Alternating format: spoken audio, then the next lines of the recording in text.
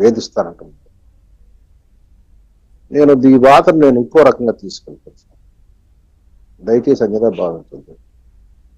Yes, Jagan Reddy correct. ఎందుకు అంటే ఈ కూటమి ప్రభుత్వం చట్టాలను గౌరవిస్తూ, చట్ట సభ్యులను గౌరవిస్తూ, సమాజంలో చట్టబద్ధ పాలన ఉండాలని, ఒక రాజ్యాంగబద్ధ పాలన ఉండాలని వెళుతున్నట్టుగా. కాబట్టి అట్లా ఉండకూడదు. నాలాగా నిరంకుశంగా, నియంతృత్వంగా, కర్కశంగా ఉండాలి పోలీసులు అంటున్నాడు. ఎలా అంటే ఉదాహరణ చూపిస్తాను. జత్వానీ కేసు నమోదు కాకముందు వీళ్ళు అరెస్ట్ చేసి లాక్కురండి. అంగుళ్ళ కేసు మనమే కొట్టి మనమే కేసు పెడదాం. పొంగనూరు కేసు, నాటి ప్రతిపక్ష నేతల మీద 307 కేసులు, హత్యా నేరం, నేరం కేసులు పెడదాం. అచ్చెన్నాయుడు లాగా అర్ధరాత్రి పూట ఇల్లు గోడ దూకేసేసి తీసుకొచ్చి అతను ఆపరేషన్ చేసుకున్నా కానీ అతను నరకం చూపించండి. ట్రిబుల్ కేసు తీసుకొచ్చి 3rd డిగ్రీ చూపించండి. లేని కేసులు పెట్టి ముద్దాయిగా లేని వ్యక్తిని మళ్ళీ ముద్దాయిగా చూపించి చంద్రబాబు నాయుడు గారిని అరెస్ట్ చేసినట్టుగా అరెస్ట్ చేసి ఎందుకు మమ్మల్ని తీసుకెళ్లట్లేదు? సుధాకర్ కేసు హత్య చేస్తే ఎందుకు కేసు పెడతలేదు? రంగనాయక మీద ఇట్లా చాలా కేసుల మీద నాడు పోలీసులు వ్యవహరించిన రీతిలో నేడు పోలీసులు వ్యవహరించట్లేదని జగన్ రెడ్డి భావిస్తున్నాడు అనుకుంటున్నాను. బహుశా అందుకే గుడ్డలోడ తీస్తానంటున్నాడేమో పోలీసులు. సిగ్గుండాల పోలీసు వ్యవస్థకి.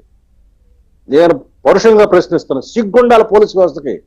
ఆ రోజు పోలీసు వ్యవస్థని చిన్న మాట అంటే సంఘం నాయకులందరూ వచ్చి విపరీతమైన స్టేట్మెంట్లు ఇచ్చారు. ఈ రోజు ఎందుకు సాఫ్ట్ గా మాట్లాడుతున్నారు?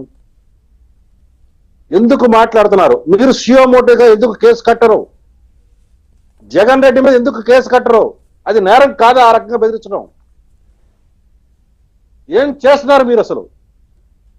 రాష్ట్ర డీజీపీ ఏం చేస్తున్నాడు? ఆ కృష్ణా గుంటూరు జిల్లాల పోలీసులు, ఇక్కడ కృష్ణా గుంటూరు జిల్లాల ఎమ్మెల్సీ ఎన్నికలు జరుగుతున్నాయి.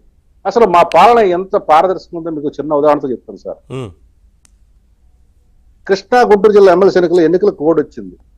సెక్షన్ 144 లాంటిది పెట్టినా కానీ ఎక్కడ కూడా నిరంకుశత్వంతో ఎక్కడ బిహేవ్ చేయట్ల. పోలీసులు వచ్చిన ఆ యొక్క జగన్ రెడ్డి కోసం వచ్చిన వ్యక్తుల్ని చెదరగొడతాం కానీ, బెదరగొడతాం కానీ, ఆపటం కానీ చేయాల. పౌర హక్కులు, రాజ్యాంగ హక్కులు, చట్టం ఇచ్చిన హక్కులను గౌరవిస్తూ వాళ్ళని కంట్రోల్ మాత్రమే చేస్తున్నారు. దానికి వాళ్ళు ఇస్తే ఎలివేషన్లు ఏంటి? మా అన్న వస్తే ఎవడు కంట్రోల్ సన్నాసున్నారా? వచ్చింది ఎంతమంది ఉంటారా? మా అయితే 500 మంది ఉంటారు.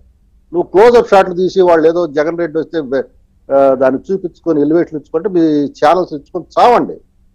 కానీ ఇక్కడ జరుగుతుంది ఏంటంటే ఈ కూటమి ప్రభుత్వం చట్టాలను గౌరవిస్తూ, నువ్వు ప్రతిపక్ష నేత కాకపోయినా నిన్ను గౌరవిస్తూ నీ రాకను అడ్డుకోవట్లేదు. ఈ రోజు గుంటూరు పోలీసులు నువ్వు వస్తే అది కోడ్ ఉల్లంఘన అవుతుంది, అవసరమైతే అరెస్ట్ చేయాల్సి వస్తుంది. కానీ పోలీసులు ఎక్కడా కూడా తొందరపాటు చర్యలు తీసుకోవట్లేదు. నువ్వు నీ సన్నాసి ప్రభుత్వంలో, నేను ఇంకా పరుషంగా మాట్లాడుతున్నా, ఎందుకంటే జగన్ రెడ్డి మాట్లాడి ఒక ముఖ్యమంత్రి హోదాలో వ్యక్తి మాట్లాడిన తర్వాత మేము మాట్లాడుకోవటంలో తప్పేం లేదు. ఎందుకంటే మా కూటమి పెద్దలు ఎట్లాగో గౌరవ మర్యాదలు పాటిస్తున్నారు, వాళ్ళు హుందాతనం ప్రదర్శిస్తున్నారు. మరి మేము కూడా అట్లానే వెళ్తే జనాలు మమ్మల్ని కొద్దిగా, రఫీ గారిని మమ్మల్ని కూడా కొద్దిగా వేరే రకంగా ఆలోచించి, కాబట్టి మేము ఖచ్చితంగా ఇలాగే మాట్లాడతాం. మీరు ఏమైనా అనుకోండి, మా కూటమి పెద్దలు మేము ఇలాగే మాట్లాడతాం. మాట్లాడకపోతే మా మీద వ్యతిరేకంగా మాట్లాడే అవకాశాలు మా అప్సాన్ రాజేష్ గారు కానీ, మడుసుమిల్లి శ్రీనివాసరావు గారు కానీ అనుకునే ప్రమాదం ఉంది. ఎందుకు అంటే ఇక్కడ మేము అనైతిక చర్యలకు వెళ్ళట్లేదు, అసభ్యంగా మేము ఎక్కడ ఎవరిని ఏం దూషించట్లేదు. సోషల్ మీడియాని కల్మషం నుంచి కాపాడు.